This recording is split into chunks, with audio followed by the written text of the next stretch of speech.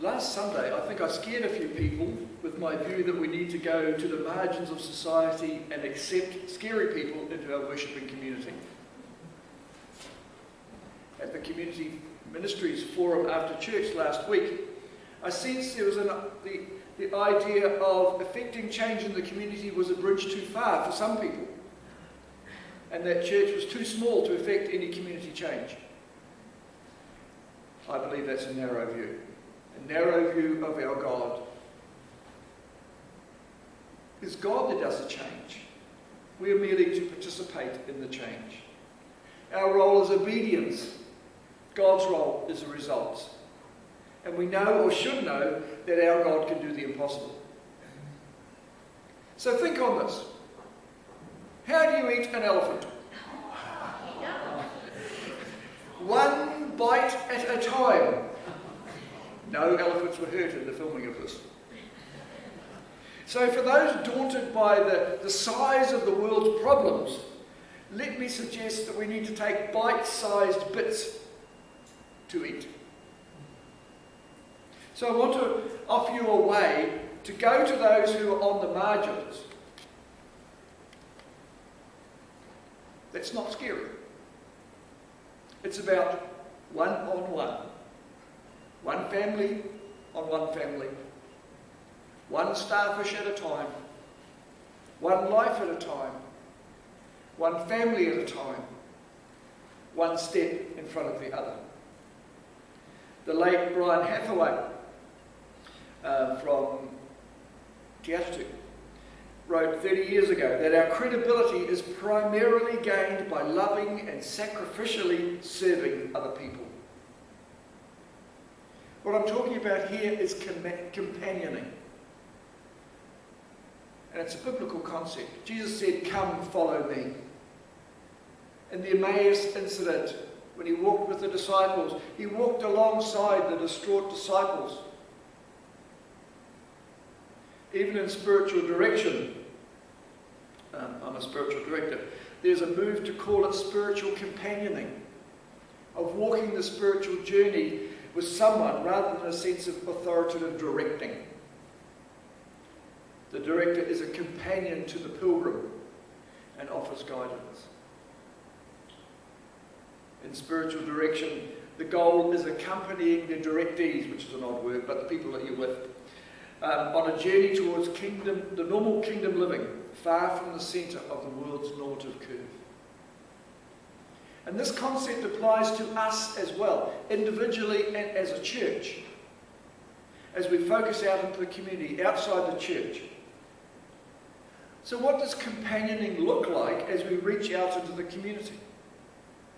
For those who attended Mick and Ruby Duncan's alongside a seminar last year, they'll already know the answer. Mick Duncan gave practical advice on spotting the vulnerable, bypassed and needy people in our existing sphere of influence and building a practical, loving relationship that invests in their lives over a set period of time. It's really simple. We're to come alongside those in society who are under-resourced and disenfranchised, one person at a time. We come humbly to them. We come as fellow travellers. We don't come as the expert. Most people have had enough experts in their lives telling them what to do, whether it's a social worker or a counsellor or a probation officer or their parents or their bosses. We don't come as the expert. Think of all the verses in the Bible that talk about one another. Love one another. Encourage one another. And the list is huge. We come primarily to listen, and to listen deeply to their lives. But to earn the right to speak into their lives, we must first willingly demonstrate deeds of love to hurting people around us. There's a truism that says people don't want to know what we know until they know that we care. People don't care what we know until we know what we care. Get it right eventually. That's why it seems. The key is to listen without having an agenda of fixing them. You know, as a pastor, as a policeman, we'd go into a situation, assess it really quickly and try and solve the problem. But I found in spiritual direction, it's not. I don't go there to solve it. God solves it. It's not my job. So sometimes you have to bite your tongue and allow them to unpack their lives without jumping in with solutions. And we need to think, why am I befriending this person? Is my motivation mercy and compassion and love and a desire to serve the purposes of God, or is there some other hidden agenda? Because the commitment to mercy, compassion, love and service is our calling as Christians. And that calling leads us into close personal relationships with unbelievers around us. Compassion means to build a bridge over to the other person without knowing whether he or she wants to be met or reached at all. Now we know that people are not changed spiritually. If they're not changed spiritually, they're going to go down the same road they've always gone down for 10 years. They'll just keep going around the circle. So we do need to have a spiritual input into their lives. But our first priority is just loving them by listening.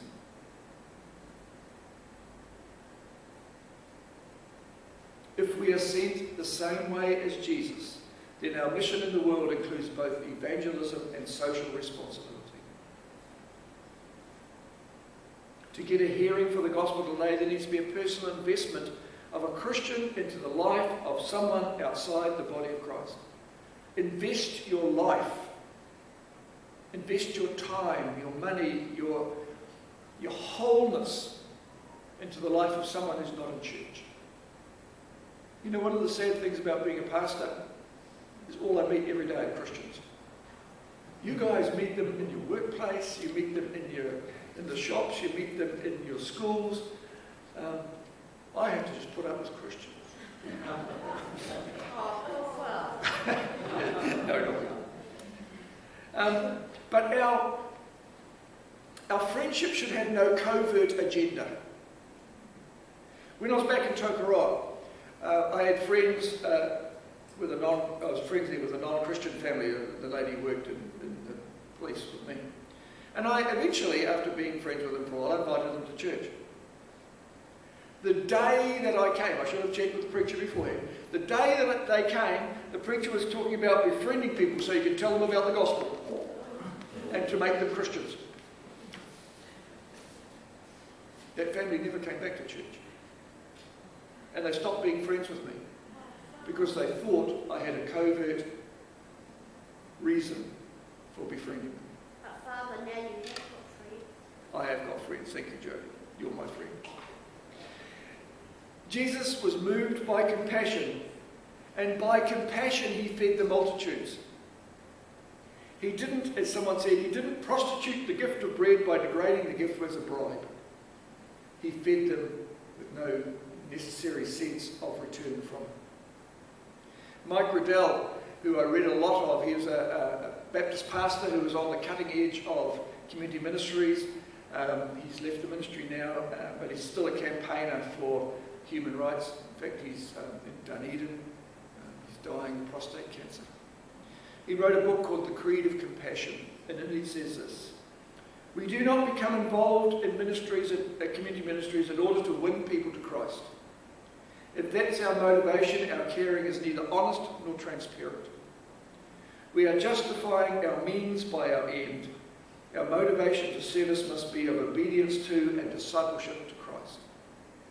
And Ronald Sider, who I've already quoted, who wrote a book called Good News and Good Works, and many other books on the theme: "Our social concern dare not be a gimmick designed to bribe people to become Christians." We don't have to bribe them, because the gospel will be perceived as a feasible alternative when those who do not know Christ have a positive experience with people who do know him.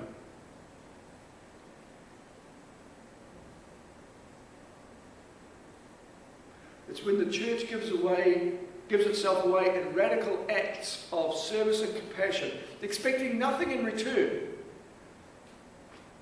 that the way of Jesus is shown most vividly. Acceptance of Christ may come as a byproduct of our walking with them, and we hope it does. But it's not the reason why we befriend people. Matthew 12:31, and Des has already mentioned it. Love your neighbour as yourself. Mick Duncan points out that people who come alongside may not be that lovable, but that shouldn't stop us from showing them love. They may be really anti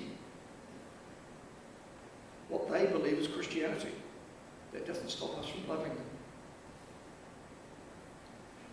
Another hurdle that sometimes gets put up when we say, oh, befriend somebody who's not a Christian. Oh, I can't. I don't know enough. I have no experience of their situation. I don't know enough about the Bible. But the same answer still applies. It's not about knowing the answers. It's about love. It's about loving people. Galatians 5:14, Paul wrote, repeating what Jesus had already said, for the entire law is fulfilled in keeping this one command, love your neighbours as yourself. Love is the key to working with people in the community. And Paul, writing to the Corinthians in 1 Corinthians 13, and we know these as the love passages, but he says, if I speak in the tongues of men or of angels, but do not have love, I'm only a resounding gong or a clanging cymbal. If I give all I possess to the poor and give over my body to hardship that I may boast, but do not have love, I gain nothing. It's interesting, Des, that your talk this morning was about love. So is mine. Do you think God's trying to tell us something? Love and compassion is daring to acknowledge we have a mutual destiny, so that we can move forward together into the land which God is showing us. Again, Gail, your talk of the Israelites in the desert just feeds into this whole idea of love and following God. We live in a world full of hurt. I don't doubt that you care deeply about people. I don't doubt that you have compassion coming out of your eyeballs. But we just need to have courage to put that attitude into place. Turn it into action by loving the people in our community. There's a quirky little saying in some Christian circles, I don't quite get it, says, we love on people.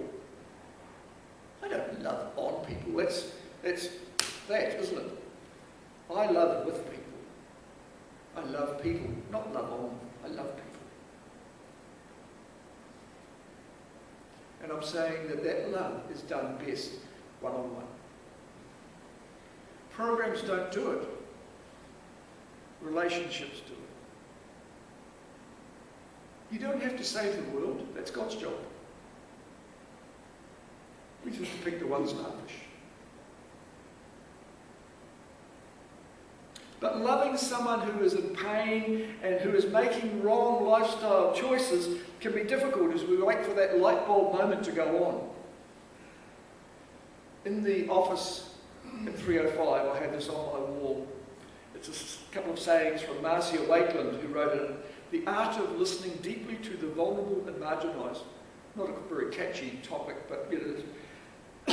She says, it is a brave thing to care for another human being, knowing this may help them more than anything else that you can offer, and then to let them go. And then she says, it takes courage to listen to stories that appear to have no way of redemption or reconciliation. What if that light bulb moment never comes on? What if we've walked with somebody for a while, ages, and nothing has changed? Do we just go,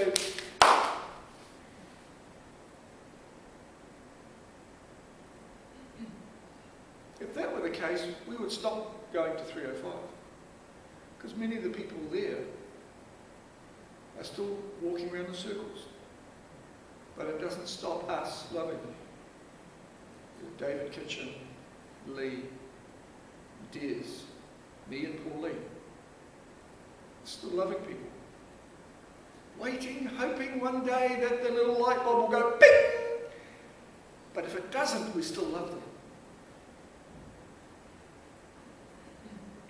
And we go on doing that because it is our privilege to be invited into their world. It's not our job to fix their problems unless we're invited to. Fixing people is God's job. Our job is just to love them. We are to live incarnationally in order to demonstrate the new reality that's revealed in Jesus Christ and embodied by his people in the church. As we sit with people, we are displaying something of the grace of God. We're sitting alongside another person to understand, to interpret, to help them to live life with less pain. Jesus knew that if he could get alongside people, they'd learn about him and his kingdom, and someday they'd get the whole picture. Someday the light bulb would come. This is not a soft option. This is, well, shouldn't we be beating him over the head with the Bible? This is not a soft option. It's harder to sit and listen than to come in with answers. We like to solve things. Us blokes love to go have a challenge, and we go in there and solve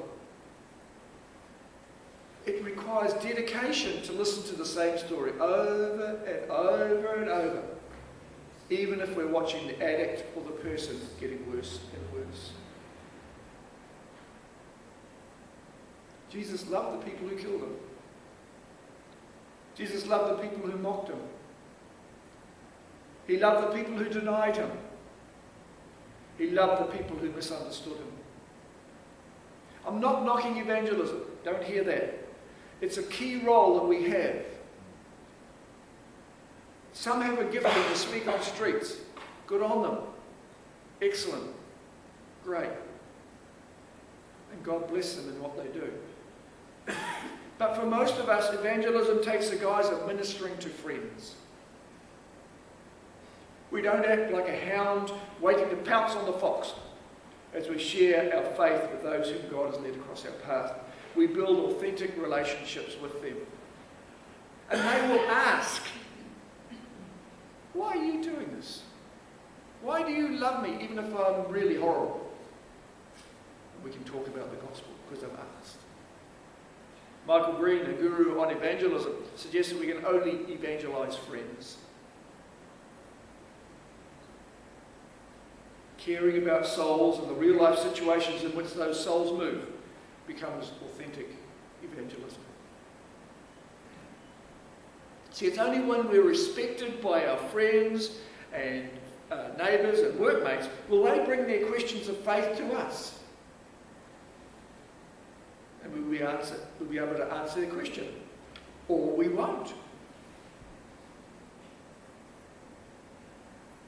I'm going to tell you a story from World Vision. I've got a drop file of all sorts of stuff, like, I'm like a magpie, I collect stuff. And just ask Carly, there's stuff everywhere. But I have this drop file of bits of paper. Way back in 1996, World Vision set up a couples program in Bangladesh. And it says, as the couples lived in the villages, they demonstrated the gospel by their Christian lifestyle, by patient relational building, by committed service and community development. In this way, they earned the right to share more of themselves and their faith with the village communities. Their credo was quite simple. I'll put it up on the board for you. Go to the people. Live among them. Learn from them. Serve them. Plan with them. Start to know what they know. Build them what they have. Learn by doing. Teach by showing. Not a piecemeal, but an integrated approach. Not a showcase, but a pattern. Not relief, but release. See, that worked in Bangladesh, and it will work here. Do you notice in there's nothing about going in there and telling it how to do it? It was all about walking the journey with somebody, walking alongside with the people in Bangladesh. George MacDonald, a famous writer, said, "Remember that we're not here to convince people. We're here to let our light shine." Our role is to love people, regardless of whether they come to faith or not, but with the hope that through our love they will want to know the one who loves us. But even if they don't come to faith, we hope that the influence that we have with them will help them with making right lifestyle choices, even if it's looking at us and saying, "I want to be like that person." Hopefully their lives will change for good because we have walked alongside them. And maybe we'll break the cycles of violence, of domestic abuse, of all the things that have happened in the lives of these people because we have taken the time to walk alongside them. 1 Thessalonians 3:12 says, "May the Lord make your love increase and overflow for each other and for everybody else, just as ours does for you." We're going to sing one more song, "Your Grace is Enough."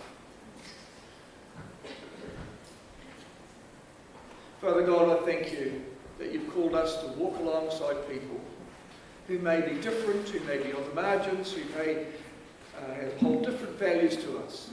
But you call us to go into those places and to love them. To love them, to love them, to love them. And keep loving them. And when we think we've run out of love, just keep loving them after that. Thank you, Lord, for the opportunity to serve you by loving people around us.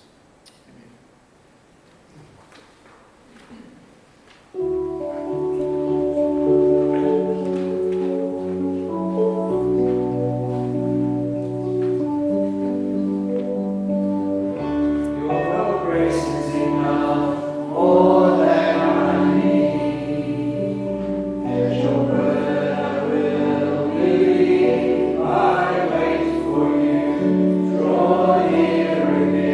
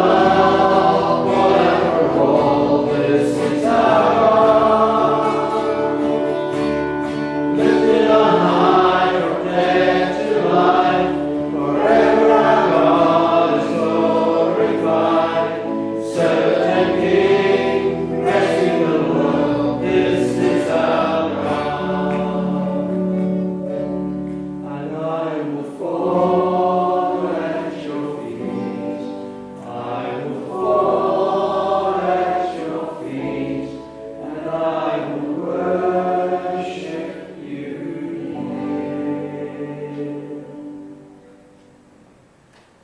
Te atua uano o te rangi Māria I tino whakatapu roa koutou. Kia tina kina hoki o koutou wau, koutou nākere o koutou tinana, kia toitu, kia he kore, I te taina mai o tātou ariki o ihu karaki. May God Himself, the God of peace, sanctify you through and through.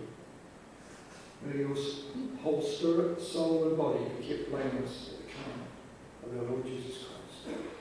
Amen. Come to you after the service, out in the foyer, come to your coffee. There is a worship team meeting later. I shared lunch with the worship team. Out in the foyer, you also find a table for marketplaces. That's the stuff that's made by Free Set. Some of the ladies free from slavery, sexual slavery in England, in India. There's just you can buy that stuff out there. Disregard the prices. Just whatever you feel is the right price for whatever is there, and talk to Elizabeth. She will arrange that. God bless you all.